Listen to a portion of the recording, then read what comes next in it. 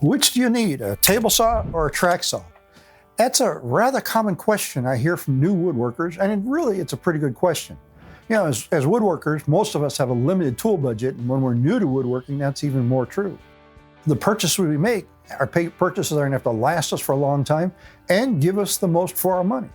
So when we're talking about these, we're really talking about two things. We're talking about capability and versatility. Capability is what the tool is designed to be able to do, what's within its capability of different types of cuts, I guess we could say it can make. And by versatility, it's how many other things can we make the tool do. So we're going to take a look at that and see what we can come up with and how these two tools compare with each other so you can make the right decision for yourself. All right, let's talk about the table saw. Now, table saws come in a wide variety of styles, models, everything from little miniature benchtop table saws all the way up to big cabinet saws that are used in cabinet making shops. What I have here is a large portable contractor saw. There are much smaller ones. This is pretty much the top end of size that I've seen in a portable table saw. It's got a built-in hand truck so you can fold the stand down and cart it off and put it in the back of your truck. It works out nicely for our discussion because this is about the range that most woodworkers can afford for a home shop. This is the table saw I use every day. So table saws have been around a whole lot longer than track saws. A lot of people have them. I learned on a table saw. My dad had an old Craftsman table saw in the garage that he could make dance. He could make it do all kinds of things, even some things that were beyond the capability of what the saw was supposed to do. So what's the basic capability of the table saw? Well, the table saw excels at ripping lumber. Now, whether that's large pieces of lumber or like 1x4 or something like that, whatever. The fence lining up, giving you the space between the blade and the fence allows you to do a nice accurate cut where you can get whatever width you want and you can get it repeatedly. You can also do cross-cutting on it, although I'll have to say table saws are not real good most of the time at cross-cutting. And the culprit for that is the miter gauge. Usually the miter gauges are very low grade and therefore not very accurate. And if you need to do a particular angle and you try and use I call it the protractor here, on the miter gauge to set your angle, you're probably going to be off. Now, there's ways around that by using digital measurement, like a digital angle finder, okay? And yes, you can cut accurately doing those angles on a table saw. My dad used to do it all the time because that was literally the only stationary power tool he owned. And so he did everything on this table saw. But back then, they didn't have the capability of table saws we have today. Now us woodworkers are a pretty creative bunch. And we've come up with a lot of ways of improving upon the capability of the table saw, the inherent capability of the table saw. A lot of this is through jigs and sleds. Now, what's the difference between the two? A sled is something that goes in the runners, the miter gauge runners, and we can mount the piece of wood to it or hold the piece of wood to it and make whatever cut. Sleds are great for cross-cutting.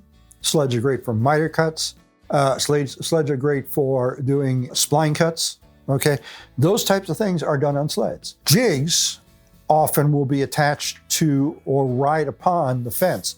There'll be like a U-channel piece sticking up. We can attach a piece of wood to it and run it past the blade, okay? There's also things that kind of fall in between. Like I've got a jig or sled over there that's for doing tapered round legs for mid-century modern furniture, okay? It rides in the track here, so I guess it's a sled, but it's also a jig. So there is some overlap there. The really nice thing about the table saw for the modern woodworker is the amount of different things you can do with it. Now, a lot of those things are not inherent to the saw, and you're not going to be able to go to your local lumberyard and buy the necessary jigs or sleds to do them, but you can build them yourself, and they're not hard to build. And there's a lot of videos online showing how to build whatever, or just find a picture and copy it. That vastly increases the number of different things that the table saw can do. Now, what that means is that there's things a table saw can do that a track saw can't, okay? You really can't cut tenons on a track saw. At least I haven't seen anyone come up with a way to do that yet. I haven't come up with a way. To be honest, I haven't tried to come up with a way because I cut my tenons here on the table saw. And that's a fairly common thing to do to cut tendons on a table saw. You can do tapered cuts on both saws. So, there are a lot of things where either saw will work, but there are a few things that you can do on table saw you can't do on the track saw. Cutting circles, for example, okay? Now, the table saw is probably not the ideal tool for cutting circles, but I cut circles on this. I've got a sled I made, and it's got a pin, and you put the piece of wood you're going to cut there, and you take your square piece of wood and you cut it into an octagon by cutting the corners off, and then you cut it into whatever you call 16-sided by cutting those corners off. And you do that maybe one more time, and then you just go round and round and let the blade round out the edges, and you've got a circle. It's fast, it's easy, and the jig is not complicated to build. Can you do that with a track saw? I suppose that somebody will come up with a jig for doing that. I haven't seen one yet, okay? Will it be easier to work with than the one for the table saw? In my imagination, it'll be harder. But then again, I've been wrong before. So the really nice thing about a table saw, a decent table saw, is that it gives you a lot of capability. And the nice thing is you have to spend a lot of money to get that capability, okay? This table saw is considerably less expensive than my track saw. This, when I got it, it was retail listed at $499, and it was being sold commonly for $379 or $389. My track saw was just shy of $1,000, okay? So there's a big difference there. Now, track saws have come down in price as they become more common, and you can buy track saws for $200 and $300. This table saw you can't buy anymore because it's no longer made. The company has replaced it with another model. That's essentially the same thing with some minor improvements for roughly the same price that this one was selling for. Price, yes, is an object, but price is not the controlling object, okay? Your personal budget, yes, it can be a controlling object. You may want a big cabinet-type table saw, and you just can't afford it. I understand that. You also might want that big cabinet table saw and not have room in your shop for it. I understand that one too. I don't have room for it either.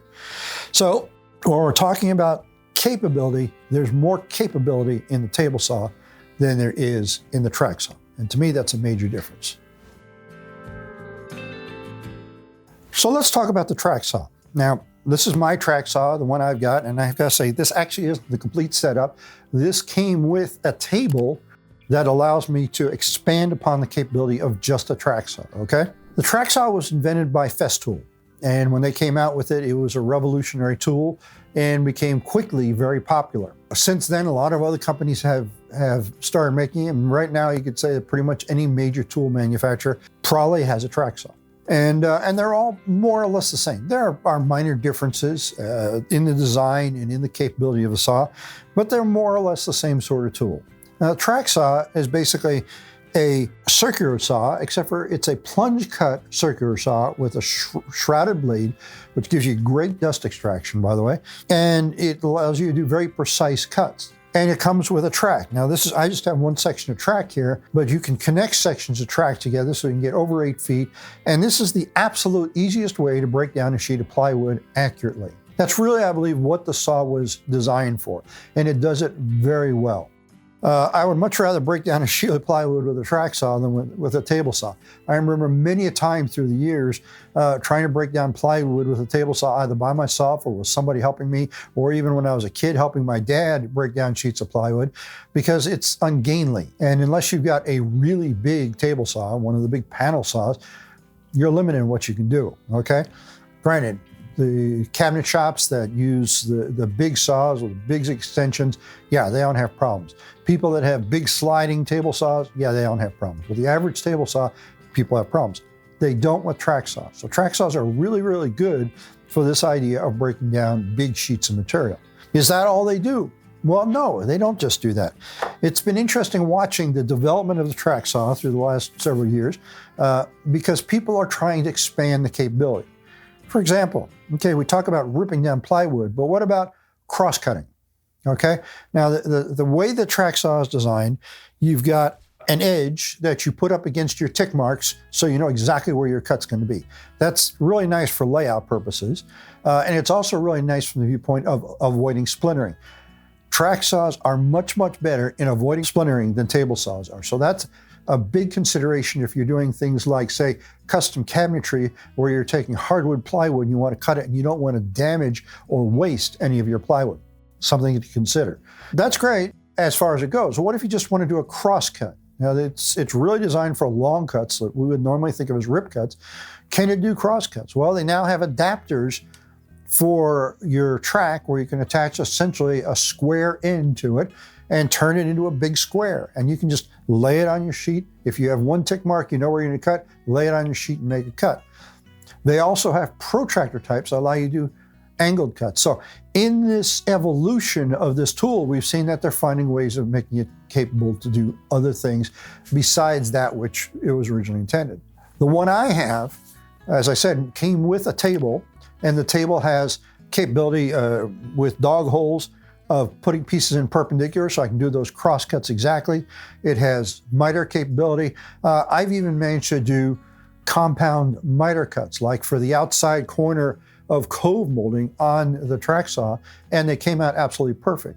So the capability of this saw over and above what it originally started out to be has really improved. Nowadays, there's a lot you can do with one of these saws. Nevertheless, it still can't do everything a table saw can do. You know, you can't make a tapered round leg on a track saw, or you can't make a dowel on a track saw. There are things that, you can't cut a circle. There are things you can do on a table saw you can't do on a track saw. But at the same time, there's things you can do with the track saw which you can't do as easily with a table saw, going back to breaking down those big sheets of plywood. The track saw excels at that. It's difficult to rip boards like 1x4s, 1x6, 1x8 on these because you need something wide enough to support the full width of the track. Well, okay, I've done that. All you do is you put two 1x4s down there, the one you're going to cut, and another one to support the other side of the track. You got it made, you can make that cut. That's expanding on the original capability of the saw. I've done thin ripping with this saw, again, mounted to the table, because you can set that piece of wood exactly where you want it. And I've cut 1/8-inch strips with this saw off of a 1 by something. So again, the capability is increasing. But the basic saw, I wouldn't want to try and do an 1/8-inch cut on this saw without the table. I don't think I could control the material well. There's pros and cons to this saw. Is it worth having a track saw? Yes, it is. Absolutely. I actually don't use the track saw very much because I don't deal much in large sheets of plywood. But when I do deal in large sheets of plywood, I definitely want it. A lot of it, again, depends on what it is that you, as a woodworker, are trying to do with your tools. So going back to our original question, which should you buy? Well, I really hate to tell you to buy one or the other. And normally in these types of videos, I try and leave it as, here's the difference, you decide. But I'll have to say in this case, I have a preference of one over the other, and that is the table saw over the track saw. Now, there's nothing wrong with a track saw, and a track saw is a good saw. And at some point in time, you're probably going to want one. But if you're getting started out and you're trying to decide between one or the other, you'll get more capability and more versatility out of a table saw than you will out of a track saw. And that's really where we started, wasn't it? Saying that it really boils down to capability and versatility. Granted, the things I'm saying that a table saw can do that a track saw can't do, I'm pretty sure in the next several years, somebody's going to figure out how to do them. But as of today, no, that hasn't happened. So if it came down to a choice to me as a new woodworker, buying one or the other, I'd buy the table saw. And I put the track saw on my wish list for some time in the future. Now, let me say there is an exception to this, okay? If your woodworking plans are to make a lot of big boxy things out of plywood, like making cabinets or even making toy boxes or storage boxes, then you probably do want the track saw because it's going to serve you better. So as always, it really depends a lot on what it is that you're planning to do. What kind of projects? What are your plans? Keep in mind that may change. And keep in mind you may expand upon your original ideas. But for most of us, the table saw is going to be a better choice to start off with. And the track saw, yeah, put it on the list to get later.